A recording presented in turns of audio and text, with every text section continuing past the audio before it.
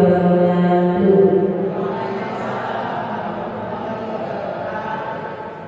Yang terhormat Ibu Kepala SMP Negeri 7 Kota Tigor, Ibu Hajah Nazian Kamai, dan yang saya hormati Bapak Ibu Dewan Guru SMP Negeri 7 Kota Tigor yang berbahagia.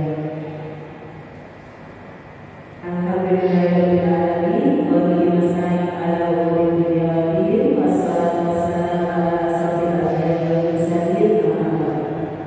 Puji syukur marilah kita panjatkan berkat rahmat dan karunia-Nya kita masih diberikan nikmat sehat hingga saat ini, sehingga kita bisa melaksanakan seluruh aktivitas kita, seluruh rencana-rencana yang sudah kita buat bisa terwujud dan terlaksana dengan baik. Salawat beserta salam marilah senantiasa kita terlimpahkan kepada junjungan Nabi kita Muhammad Sallallahu Alaihi Wasallam beserta keluarga, para sahabat, dan kita semua hingga yaumil akhir. Baik Bapak Ibu, pertama-tama saya ucapkan terima kasih atas kehadiran Ibu Kepala Sekolah beserta Bapak Ibu Dewan Guru sekalian yang agendanya kita berkumpul di tempat ini adalah melakukan diseminasi kami peserta CGP, saya sendiri, Ibu Ati, lalu ada Pak Muna dan Ibu Sasa untuk memenuhi tugas sebagai calon guru penggerak di modul 1 kegiatan aksi nyata. Baik Bapak Ibu, ada beberapa topik yang akan kita bahas hari ini. Yang pertama tentang nilai-nilai disiplin dan kebijakan universal. Mohon maaf, nilai positif dan nilai kebajikan universal. Yang kedua, teori motivasi, hukuman, penghargaan dan restitusi. Yang ketiga, nilai keyakinan kelas. Yang keempat, kebutuhan dasar manusia dan dunia berkualitas. Yang kelima, restitusi 5 posisi kontrol, dan yang keenam, restitusi segitiga restitusi. Kami bertiga nanti akan bergantian untuk memaparkan ke-6 topik tersebut. Baik, sebelum kita masuk ke topik-topik yang akan kita bahas, terlebih dahulu kita lihat bersama sambutan dari Ibu Kepala Sekolah kepada Ibu Hajah Nazian Kamai. Dipersilakan. Baik, terima kasih Pak Adi. Dulu Bapak ya. Bismillahirrahmanirrahim. Assalamualaikum warahmatullahi wabarakatuh. Alhamdulillah, alhamdulillah,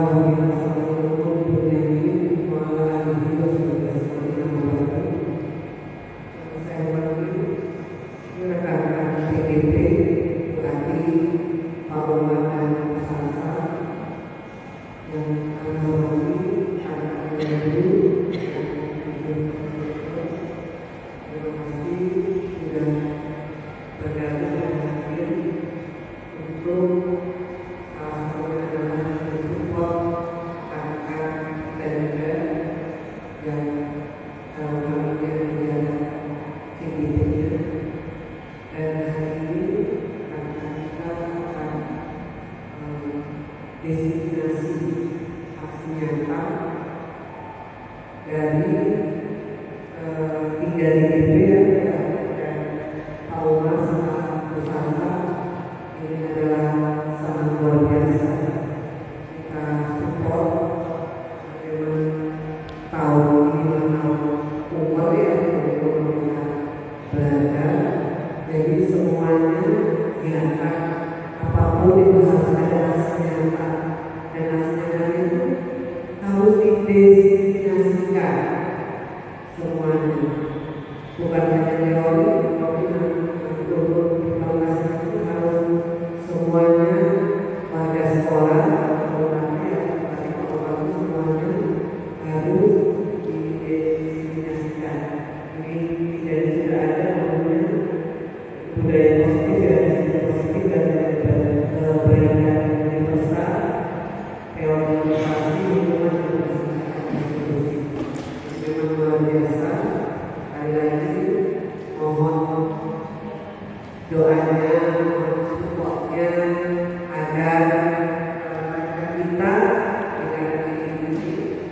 semuanya kegiatannya berjalan dengan lancar, kemudian juga lolos atau lulus, segera disahkan menjadi bukan lagi izin tapi calon tapi disahkan menjadi guru pembina. Karena sekali lagi Bapak Ibu, penghormatan diri itu semuanya dari diri sendiri, dari sertifikatnya. Jadi penghormatan diri mereka kawan-kawannya semuanya dari diri sendiri, ya disupport oleh siapapun. Kalau dari diri sendiri tidak berkembang dan maju di dalam universitas ya susah. Ibu bangga semangatnya luar biasa pada Pak Umar, Bu Atik dan Bu Salsa. Ibu sangat mendukung sekali. Kita sama-sama sekalian mendoakan agar semuanya lancar dan semuanya sukses.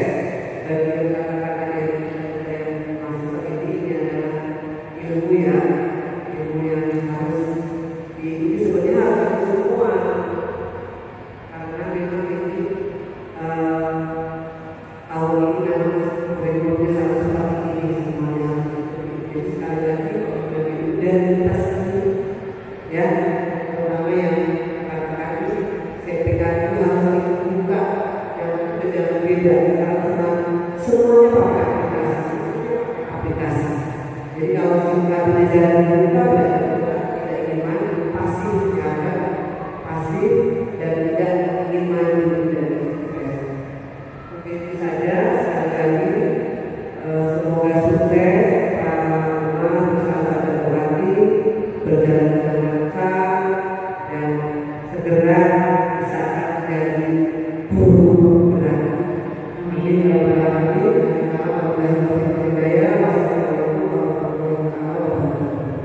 Waalaikumsalam warahmatullahi wabarakatuh. Terima kasih Ibu para sahabat yang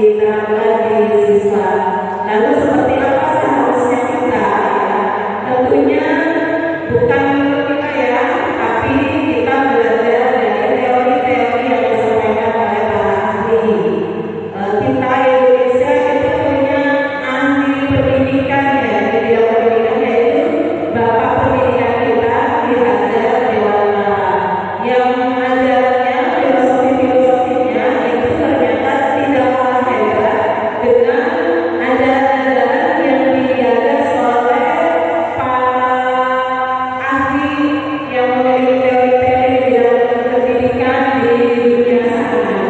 Baik Bapak Ibu, jadi meskipun di hadapan Dewan Mara itu sudah tiada sejak abad yang lalu, tapi ajarannya ternyata masih relevan hingga saat ini. Baik, next misalnya kita tidak dua materi lagi ya Bapak Ibu. Yang pertama itu mengenai posisi kontrol guru ya. Baik, sebetulnya tidak hanya guru, baik sebagai orang tua kita di rumah ada 5 posisi. Jadi kita seharusnya ini memposisikan sebagai apa? Yang terbaik, yang menuntun, yang berpihak terhadap murid gitu. Menurut dosen ini yang mengenai ini bahwa ada 5 posisi yang diterapkan oleh guru atau orang tua atau atasan untuk melakukan kontrol terhadap atasan tentu saja kepada bawahannya, orang tua kepada anak, dan kita guru itu kepada murid. Yaitu yang pertama sebagai penghukum, yang kedua sebagai pembuat rasa bersalah, yang ketiga sebagai pemantau, yang keempat sebagai imam, yang kelima sebagai manajer. Nah, saya sendiri ilmu baru ya, ternyata ada kategori-kategorinya ya. Nanti kita bisa berefleksi kita ada di posisi mana selama ini. Next bisa. Sebagai penghukum yang pertama, yang seperti apa penghukum? Seorang penghukum itu bisa menggunakan hukuman fisik atau verbal. Kemudian guru yang seperti ini itu senantiasa percaya hanya ada satu cara agar pembelajaran berhasil, yaitu caranya guru. Dalam hal ini siswa tidak diberi kesempatan untuk membela diri atau mengutarakan alasan-alasan gitu ya. Next bisa. Yang kedua, pembuat rasa bersalah yang bagaimana?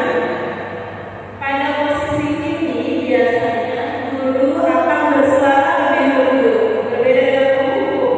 Kalau penghukum dengan intonasi suara yang tinggi, mata yang melotot, biasanya seperti itu. Tapi kalau pembuat rasa bersalah itu suaranya lebih lembut begitu. Tapi lembut tajam gitu sifatnya, masuk ke hati. Lalu sebagai pemantau, pemantau ini biasanya selalu berpegang pada peraturan yang sudah dibuat, konsekuensinya apa. Nah, sebagai pemantau ini juga sangat mengandalkan pada catatan-catatan data-data. Biasanya digunakan untuk bukti perilaku seseorang murid ya. Biasanya sudah berapa kali terlambat gitu ya. Kita biasa seperti itu ya. Sudah berapa kali dia terlambatkan, sudah berapa kali tidak melaksanakan. Jadi semuanya data lengkap dulu nanti dikemukakan pada saat kita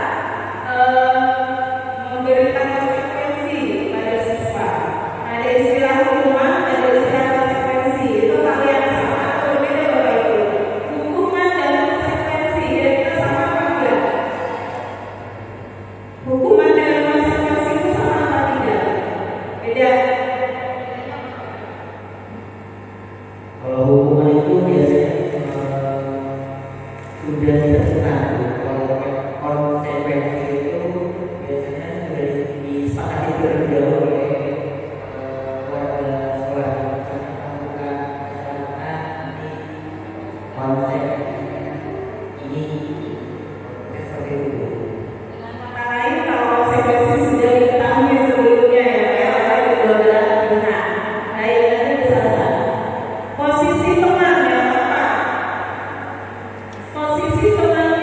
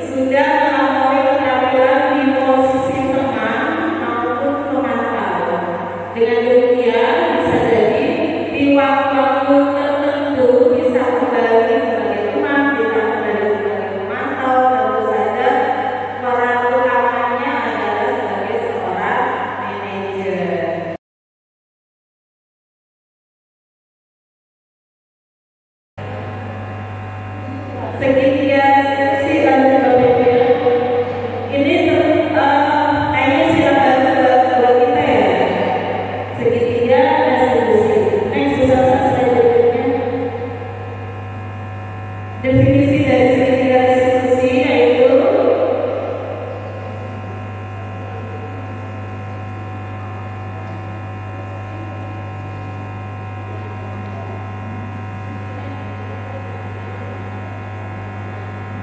restitusi itu adalah proses menciptakan kondisi bagi murid. Halo Bapak Ibu. Restitusi adalah proses menciptakan kondisi bagi murid untuk memperbaiki kesadaran mereka sehingga mereka bisa kembali kepada kelompok mereka dengan karakter yang lebih kuat. Ini menurut dari dosen 2004. Ada segitiga restitusi itu membantu murid menjadi lebih memiliki tujuan, disiplin positif dan memulihkan dirinya setelah berbuat kesalahan. Jadi kalau ada murid melakukan kesalahan, bukan dengan diberi apa tadi Bapak Ibu? Hukuman gitu. Atau yang lebih halus dari hukuman,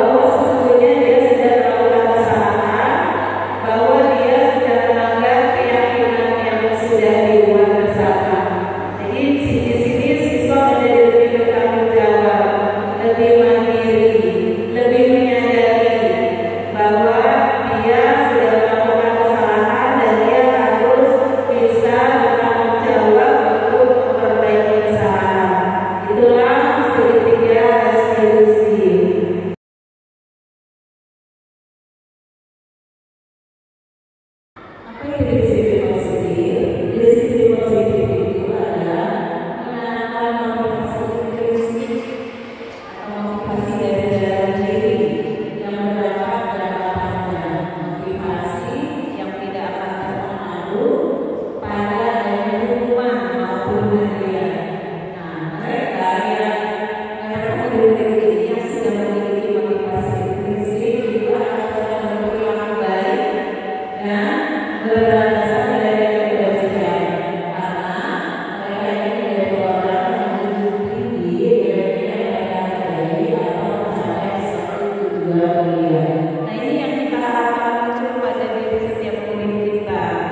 Betul Bapak Ibu? Lanjut. Nilai-nilai kebajikan itu salah sendiri itu adalah nilai-nilai kebajikan yang disepakati bersama, lepas dari suku bangsa, agama, bahasa maupun latar-belakangnya. Salah satunya adalah nilai-nilai kebajikan yang dicapai oleh setiap anak Indonesia, itu yang kita kenal dengan profil pelajar Pancasila. Nah, masih ingat Bapak Ibu dimensi-dimensi pada profil pelajar Pancasila yang pertama? Beriman dan bertakwa pada Beriman Tuhan, dan bertakwa pada Tuhan Yang Maha Esa. Yang kedua, bernalar bernalar kritis, kritis. Yang ketiga, kreatif, kreatif, mandiri, berkebinekaan berkebinekaan global, gotong royong. gotong royong, berkelestari.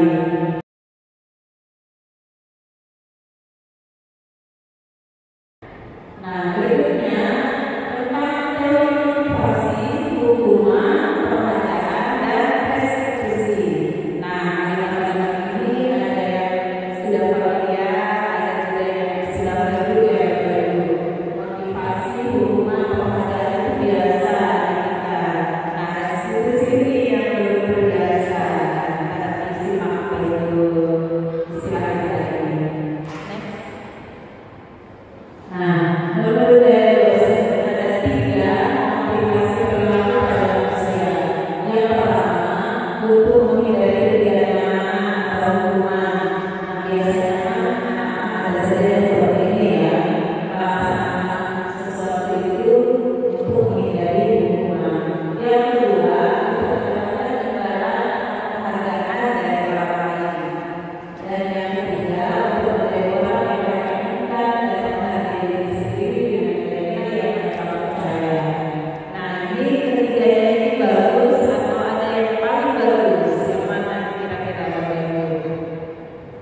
Apakah semuanya bagus motivasi ini, atau ada yang terbaik dari yang ketiga ini?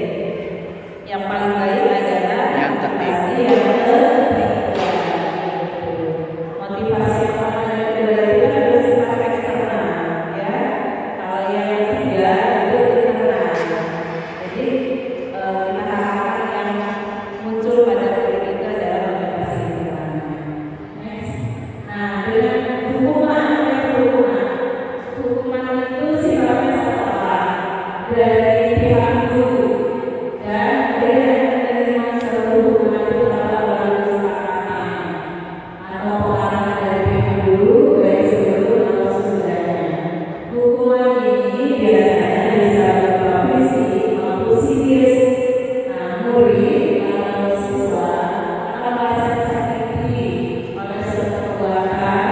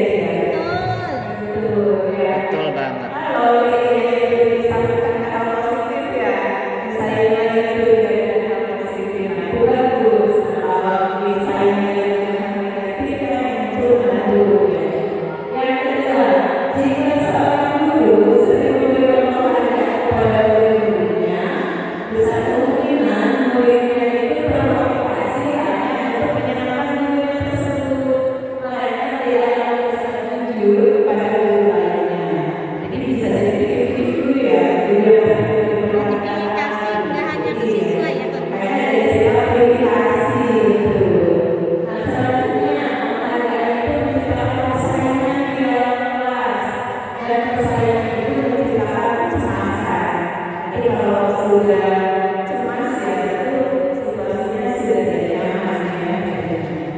Yang ketiga adalah diskusi.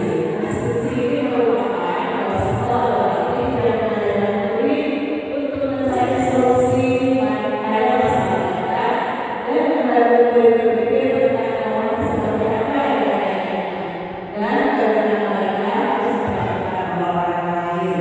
Di situ ada namanya kolaboratif. Nah, kolaboratif di sini maksudnya adalah antara murid dengan guru, tentu saja ya.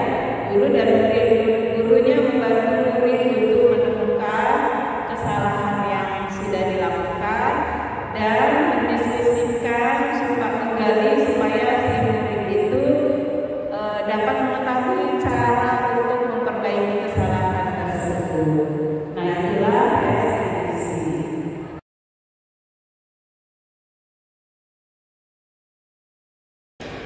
Bapak Ibu selanjutnya mengenai kebutuhan dasar manusia. Seorang anak itu biasanya kalau bermasalah itu dia menghadapi kebutuhan dasar tertentu yang belum dia penuhi. Nah, ada beberapa kebutuhan dasar yang harus dimiliki oleh manusia, yaitu adalah coba Bapak Ibu kira-kira nih melengkapi kata dari kebutuhan dasar manusia itu yang pertama apa? Kesenangan bukan? Kesenangan yang kedua. Yang kedua Bu. Yang kedua itu Yang keduanya adalah cinta dan cinta dan kasih sayang. yang betul kasih sayang. Selanjutnya Bapak Ibu yang ketiga kebutuhan dasar apa? Kebebasan. Ya, kebebasan. Nah, ini anak-anak biasanya kecenderungannya memang pengen bebas ya. Gak mau diatur. Nah, berikutnya yang keempat. Keempat itu apa ya, Bu? Penguasaan, betul. Penguasaan. Kadang-kadang ada anak yang di kelas itu sok jagoan begitu ya. Jadi pengen dia berkuasa di kelas. Nah, yang kelima, yang terakhir adalah Kebebasan. yang kelima. Nah, kita lihat di slide selanjutnya. Yang kelima berjawab yang kelima itu adalah bertahan hidup. Tadi yang pertama betul kesenangan, yang kedua cinta dan kasih sayang, yang ketiga kebebasan, yang keempat penguasaan, dan yang kelima adalah bertahan hidup. Ya, jadi memang itulah kebutuhan dasar yang harus terpenuhi pada seorang anak maupun kita secara umumnya.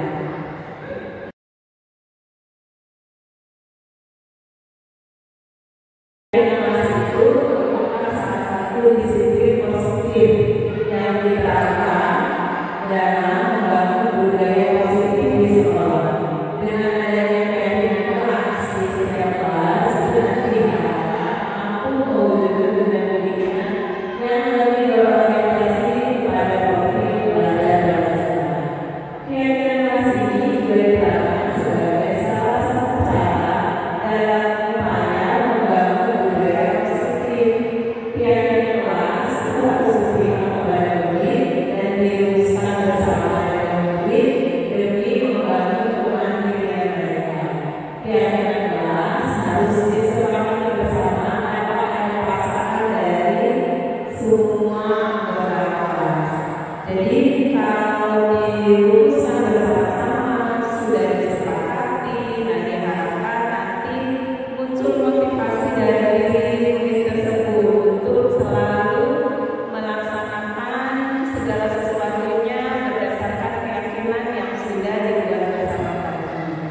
Jadi ini mungkin nanti tujuan pendidikan yang kita harapkan yaitu mewujudkan pelajar yang memiliki profil pelajar Pancasila.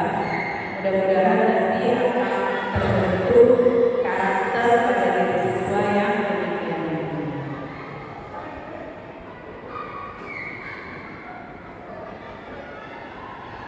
Nah, bagaimana untuk menyusun keyakinan kelas ini yang langkahnya? Yang pertama yang mana ini? Langkah pertama apa yang harus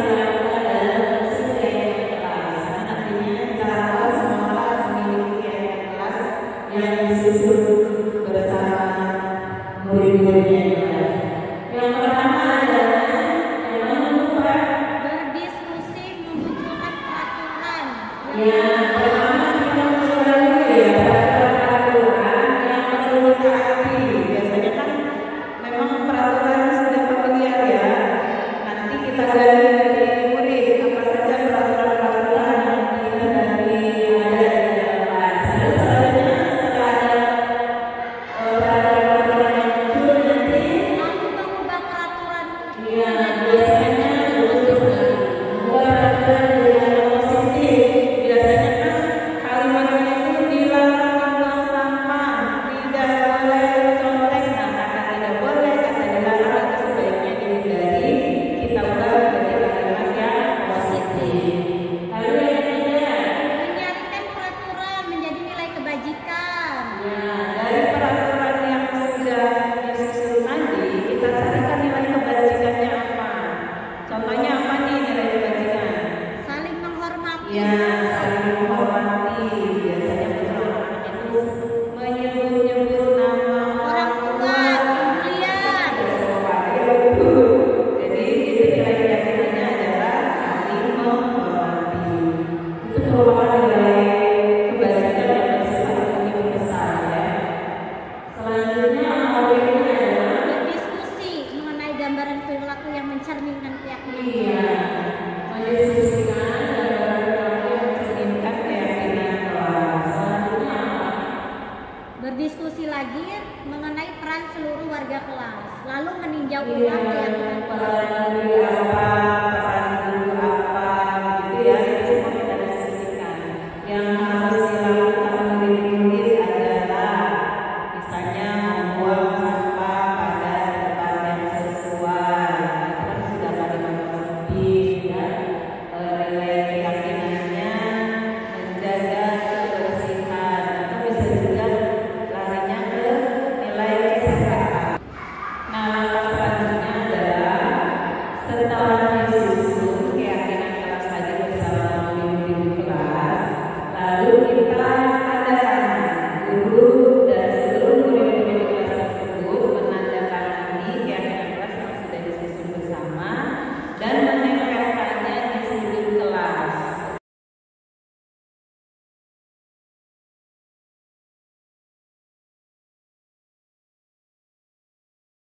Keyakinan kelas ya.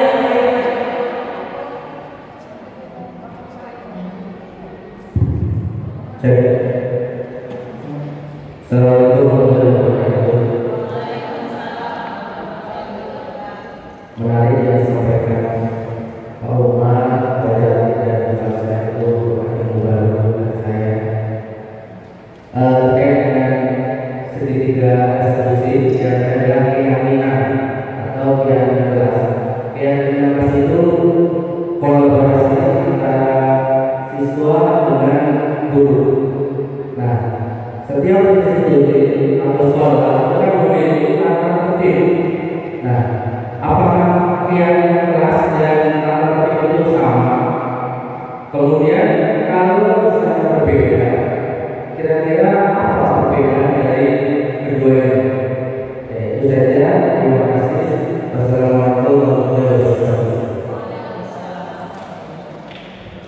Baik, terima kasih Pak Imam pertanyaannya.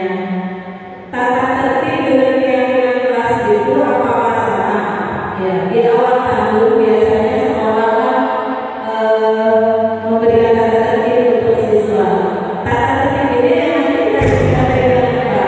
Di awal tahun berdasarkan tata tertib itu nanti kita pada prakteknya nanti membuat keyakinan kelas itu siswa kita minta mengutarakan tata tertib yang ada di sekolah atau tata tertib yang ingin dimunculkan oleh kita. Nah, kita rangkum semua dari siswa, nanti tahap berikutnya baru nanti menyusun tata tertib itu apa kita carikan keyakinan kelasnya apa. Misalnya tadi harus selesai ya. Misalnya tidak boleh berkata-kata kotor, biasanya siswa pertama dulu. Tidak boleh berkata kasar. Kata tidak boleh itu kalimat negatif. Kita ubah dulu dari kalimat positif. Bertutur kata yang baik dan sopan. Dan itu kalimat positifnya. Lalu keyakinannya apa? Tentang menghormati. Jadi keyakinan ini sebetulnya lebih simpel, lebih bersifat universal. Jadi dengan keyakinan atau nilai kebijakan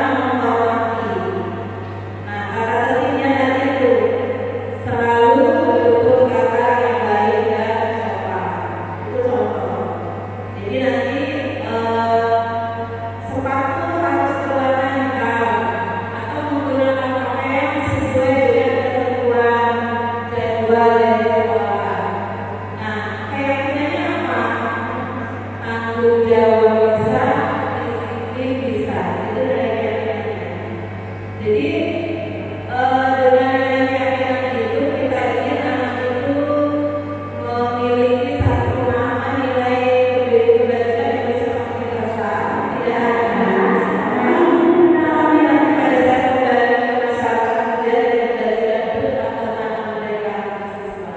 Itu tujuannya. Jadi kalau peraturan itu hanya jangka pendek, berlakunya di sekolah saja, dari guru pada siswa, keyakinan kita mengajak siswa sebetulnya untuk menyadari nilai-nilai kebajikan yang memang bersifat secara umum. Nah, kata-kata itu untuk cara pelajaran. Itu yang saya tahu. Jadi posisinya yang lebih tinggi keyakinan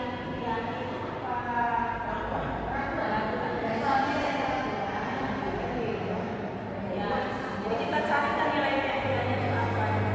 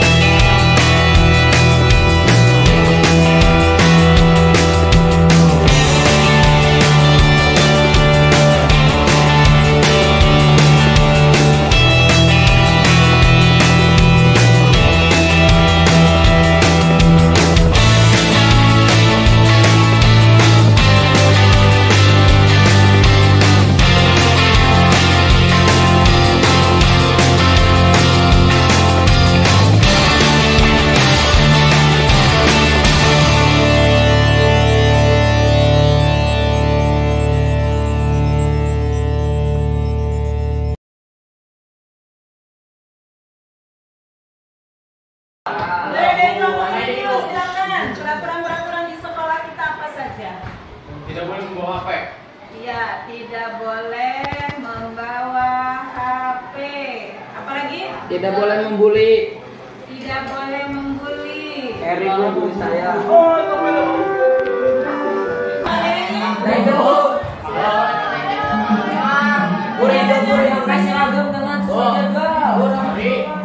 Memakai seragam sesuai jadwal.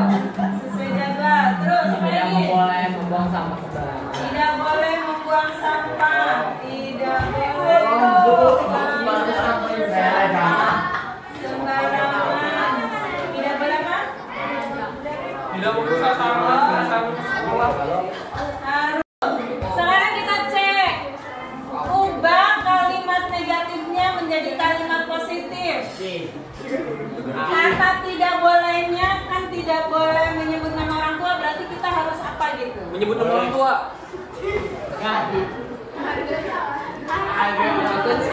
Menghargai berarti ya? Iya. Oke, jadi kita ubah. Hargai nama orang tua. Gimana gantinya? Sebutkan nama panggilan. Tidak boleh menyebut-nyebut. Wah, Berarti harus saling apa nih? Saling menghargai dan menghormati. Tidak boleh ikut gangster. Kalimat positifnya apa? Mengikuti pergaulan yang positif. Iya, mengikuti Pergaulan yang positif. organisasi gitu ya. Organisasi yang positif.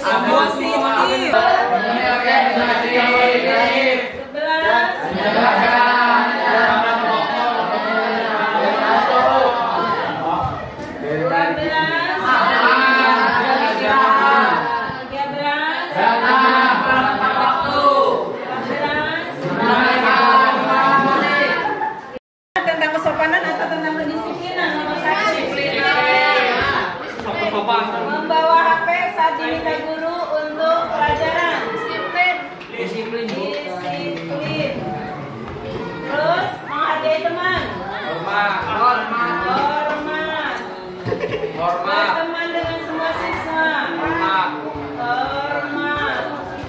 Menjaga kebersihan lingkungan. Disiplin apa tanggung jawab nih ya? Yo, ada lagi nggak? Menjaga kebersihan. Enggak kena mulu.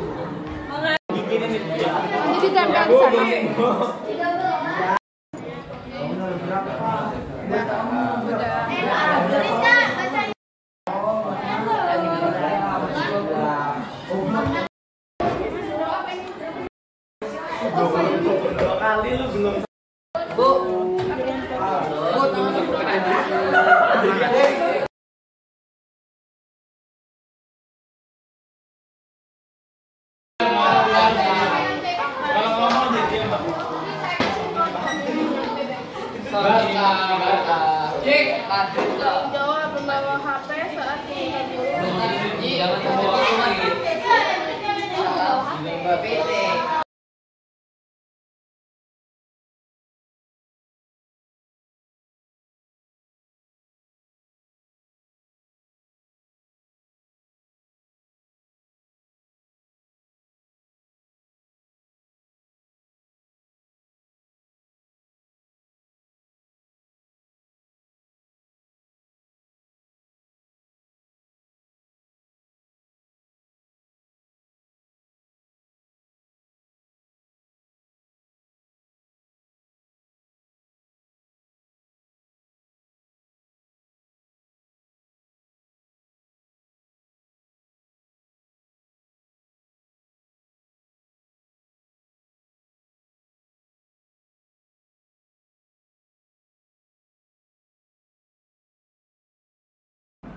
Risma, bagaimana kabarnya? Alhamdulillah Bu, kabar saya baik. Risma tahu tidak kenapa Ibu panggil kemari? Mungkin karena hari Senin kemarin saya tidak piket ya Bu. Oh, jadi Senin kemarin Risma tidak piket. Kalau Senin sebelumnya bagaimana? Senin sebelumnya juga Risma tidak piket Bu. Oh, kalau tidak piket itu apakah sebuah kesalahan Risma? Iya Bu, maaf ya Bu. Bagus kalau Risma sudah menyadari. Nah, Setiap orang itu pasti pernah melakukan kesalahan ya Risma. Iya Bu. Kamu pasti punya alasan kenapa tidak piket. Saya buru-buru pulang Bu karena mama saya sudah menjemput saya di depan gerbang pintu sekolah. Saya khawatir mama saya menunggu saya terlalu lama di depan gerbang sekolah. Oh, jadi begitu. Nah, Risma, ingat tidak keyakinan kelas yang sudah kita sepakati bersama, yaitu kita akan selalu bergotong royong untuk membersihkan kelas. Iya Bu, saya ingat. Nah, kalau Risma tidak melaksanakan piket, apakah sudah mencerminkan keyakinan kelas tersebut, Risma? Belum Bu. Lalu, kira-kira bagaimana Risma memperbaiki masalah ini? Mulai Senin depan saya akan piket Bu dan saya akan memberitahu mama saya bahwasanya pulangnya agak telat karena membersihkan kelas terlebih dahulu. Baik, Ibu hargai usahamu untuk memperbaiki diri. Mulai sekarang, mari kita selalu mengindahkan keyakinan kelas yang sudah kita sepakati ya, Risma. Iya Bu, terima kasih ya Bu. Oke, Risma sekarang boleh kembali ke kelas. Oke Bu, terima kasih.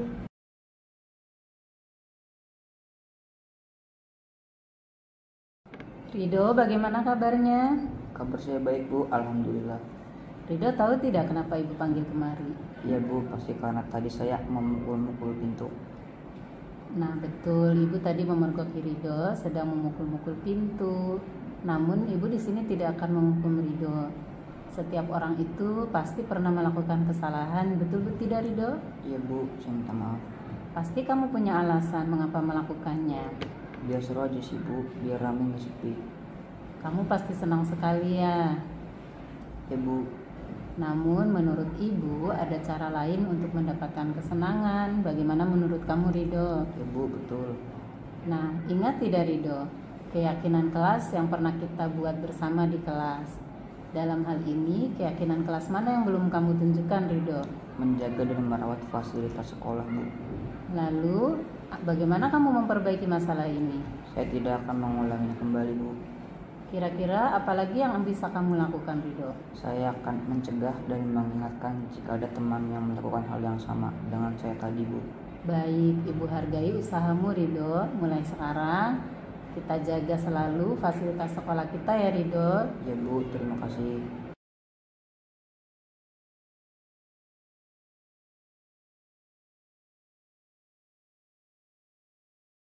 Assalamualaikum warahmatullahi wabarakatuh. Nama saya Risma Aulia, saya dari kelas 9H. Saya senang sekali diajak berdiskusi dengan Bu Atik untuk menemukan solusi atas kesalahan yang telah saya lakukan. Saya akan selalu melaksanakan tugas piket kebersihan kelas supaya kelas saya menjadi bersih dan nyaman. Terima kasih. Assalamualaikum warahmatullahi wabarakatuh. Nama saya Muhammad Sido Syafirul dari kelas 9H. Saya senang sekali diajak berdiskusi dengan Bu Atik untuk menemukan solusi atas kesalahan yang telah saya perbuat. Saya tidak akan lagi melakukan perbuatan dan dapat merusak fasilitas sekolah. Terima kasih Bu.